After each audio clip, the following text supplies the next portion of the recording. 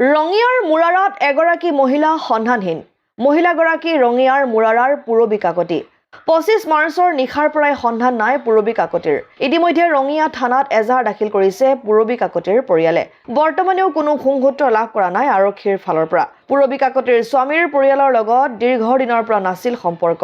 ইফালে পূৰবী কাকতিৰ ল'ৰা সন্তান থকা স্বত্বেও স্বামীৰ পৰিয়ালে মাতৃ পূৰবীৰ পৰা দূৰত ৰাখিছিল। ঘৰুৱা কণ্ডলৰ বাবে মানসিকভাৱে ভাগি পৰা পূৰবী কাকতি নিজৰ মাকৰ ঘৰতে আছিল বিগত এবছৰৰ পৰা।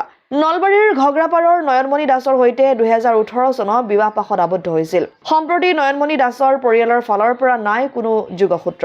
পূৰবীৰ ঘৰৰ পৰিয়ালৰ অভিযোগ, যৌতুক সম্পৰ্কীয় দাবীত কেইবাবাৰো কাজিয়াত লিপ্ত হৈছিল স্বামী নয়নমণি দাস। পৰিয়ালৰ অনুৰোধ প্ৰশাসনে যাতে পূৰবী কাকতিক বিচাৰি উলিয়াই দিয়াত সহায় কৰে। ইফালে সম্বেদ পোৱা মাত্ৰকেই 9365886112 নম্বৰত যোগাযোগ কৰিবলৈ আহ্বান জনাইছে পৰিয়ালবৰ্গই। মোৰ ভণ্টিৰ নাম শ্ৰী পূৰবী কাকতি।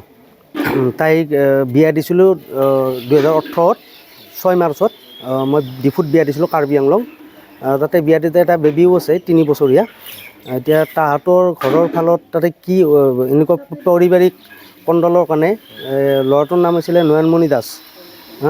তাতে মানে কি পৰিৱেশ কণ্ডল এনেকুৱা কি লাগিলে মানে তাই ডিপ্ৰেশ্যনত সোমাই কিনে মানে ব্ৰেইনৰ পৰা চব বস্তু ওলাই গৈছিল, কাকো চিনি নাপায় বা এনেকুৱা। তাৰপিছত এই যোৱা 25 তাৰিখে ৰাতি ঘৰৰ পৰা ওলাই যোৱাৰ পিছত মা দেউতাও গ'ল বিচাৰি। যোৱাৰ পিছত তাতে আছিলে অলপ টাইম।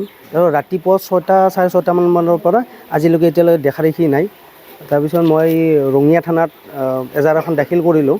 এতিয়া তেখেতসকলেও অলপ চোৱা চিতা কৰি আছে। ময়ো মোৰ ফালৰ পৰা যিখিনি হৈছে, ভাইটিহঁতৰ ফালৰ পৰা যিখিনি হৈছে আমি সেইখিনি কৰি আছোঁ, বিচাৰি কৰি আছোঁ। আমাৰো যিখিনি ৰিলেটিভ আছে সিহঁতৰ ঘৰতো গৈছোঁ বা ফোনো কৰিছোঁ, কিন্তু কাৰো ঘৰততো এতিয়ালৈকে একো সংসূত্ৰ নাই। তাইৰ না মোবাইলো নাই, তাইৰ হাতত না পইচাও নাই। কিবা সন্দেহ হয় আপোনালোকৰ? সন্দেহটো হৈয়ে আছে সিহঁতৰ ওপৰতে। সিহঁতে যিখিনি কৰিছে ছোৱালীটোক, আগতেতো এনেকুৱা কোনো না বেমাৰ আছিল না একো হৈছিল, একো নাই। মেণ্টেলি টৰ্চাৰ কৰি কিনে ধৰক ল'ৰাটোক পঠাই দিব ইয়াতে, পঠাই দিয়াৰ পিছত ইয়াতে আমাক পইচাৰ কথা কিছুমান মাক কয়, মোক ক'ব নোৱাৰিলে মাক বেছি প্ৰেছাৰ দি থাকে, পইচা লাগে। এনেকুৱা পইচা পাতি মোকৰ পৰা ইমান হেৰি কৰিম, মোৰতো চাকৰি বাকৰি নাই বা আমাৰ নাম আৰু তাৰ চাকৰি বাকৰি আছে। আমি যিহেতু তাইকতো আমি প্ৰপাৰ্টি হেৰি কৰি পেলাই তাক বিয়া দিছিলোঁ। যিখিনি দিব লাগে সেইখিনি দিছোঁৱে, প্ৰপাৰ্টি বিক্ৰী কৰিয়ে বিয়া দিছোঁতো। দিব লগাখিনিতো গোটেইখিনি দিছোঁ। পুলিচক খবৰ দিছোঁ। মই এজাহাৰ এখন দাখিল কৰি থৈ আহিছোঁ তাতে। পুলিচৰ ফালৰ পৰা কিবা খবৰ আহিছে? খবৰ এতিয়ালৈকে একো অহা নাই। ছোৱালীজনীক বিচাৰ কৰি যাতে আমাক হেৰি কৰি দিয়ে। আৰু তাই কান্দি থাকে কেনেকৈ, যি মোৰ ল'ৰাটোক ল'ব নেদে, ল'ৰাটোক নেদে, মই কি অত্যাচাৰ কৰিছোঁ, মোক অত্যাচাৰ কৰে, মই কি দুখ কৰিছিলোঁ, এনেকৈ কৈ কান্দি থাকে তাই। পুলিচৰ কিবা কৈ বিচাৰি দিলে ভাল হয় আৰু। ৰঙিয়াৰ পৰা আইনাল হুছেইনৰ ৰিপৰ্ট, অসম আদিত্য।